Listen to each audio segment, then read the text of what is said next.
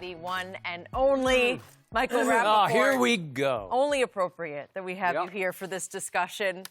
See, you're already ready for this one, but we've been talking about whether or not he deserves to be in the Hall of Fame or not. How do you feel about it? I've been watching all week, and God is good because this was already scheduled, and I've been listening to Kooky Rob Parker and you and Skip Bayless, a.k.a. Drip Bayless, a.k.a. Whip Bayless. All the fame is gone to your head. You cannot talk about the history of the NFL without talking about the great Eli Manning. Stop saying that. Eli with the lineage, Manning, coming up behind Archie and Peyton. Eli, the old Mississippi Messiah, #1 pick. I am not playing in San Diego. Eli, always standing in the pocket, never running, taking the bumps. Eli, the wild card killer, MVP.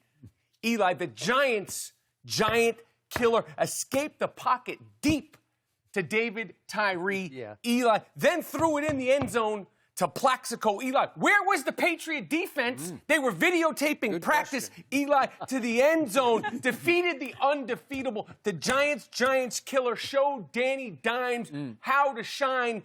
Eli, there's so much I have to say about this. Let me tell you something.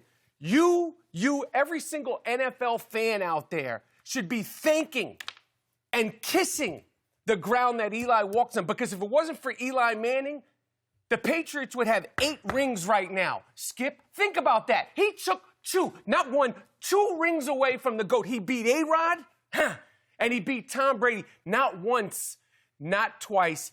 Eli Manning and Michael Strahan, okay, the great Michael Strahan, he should be fitting. He should be doing the fitting of the jacket for Eli Manning. Victor Cruz, he'll say, oh, yeah, Eli Manning is a GOAT, is a Hall of Fame. So that's your question, just one question. Would you think less of Tom Brady if he had 6 rings instead of 8? I don't think you do. He still holds in that Shannon, I listen to Rob Parker, and I'm not going to come on, and I know what you guys want to do. You want me to disparage the great Broadway Joe Namath. I'm not going to sit here, because that's what people say. Well, if this guy got in, I'm not comparing him to anybody. He did. How many rings you got? 3. Okay. How many rings does Aaron Rodgers have? 1. How many rings does his brother, the great Peyton? 2.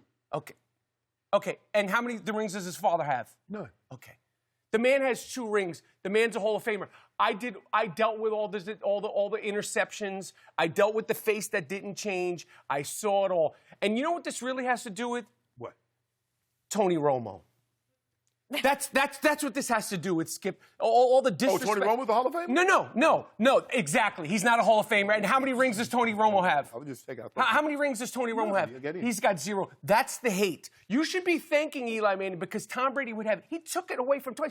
Randy, what Hall of Famers did he have on the offensive side of it? The people he had: Ahmad Bradshaw, Brandon Jacobs, Akeem Nicks, Mario Manningham. Tom Brady had Randy Moss. Gronkowski, good players. You wouldn't know who these guys were if they didn't win a Super Bowl. Who led them to a Super Bowl? Eli Manning. I don't want to walk off the show, but I'm tempted to walk off the show. And I got to tell you something, Skip. The chains, the whips, the jewelry, it's gone to your head. I don't know where the whips came from. No, Whip Bayless. Okay. Where you broke the internet the other night. I mean, did you ever think that in your wildest dreams that he'd be the cool guy on the show? He's out-cooling you right now. Who, Lambo Larry? Because that's what he talking. He talking about, he driving a Lambo in Miami. Iron Man Eli. Iron Man Eli. He did it all with class, and he did it in the biggest market, never wavered, never danced, never brought any attention to himself. Okay? Tony Romo. That's what this is about, Skip. Go ahead, Skip. Go ahead, let you have it. Go ahead. Speaking strictly as a Cowboy fan, and by the way, you are a born, dyed-in-the-wool Blue Giants fan, correct? Yes, sir. So you have 0 objectivity. Now I'm going to come with some objectivity. Speaking for Cowboy Nation, we will miss Eli Manning because for the last, 8 years, we owned Eli Manning. We couldn't wait to play Eli Manning because over the last 8 years that he was your starting quarterback, you made the playoffs once.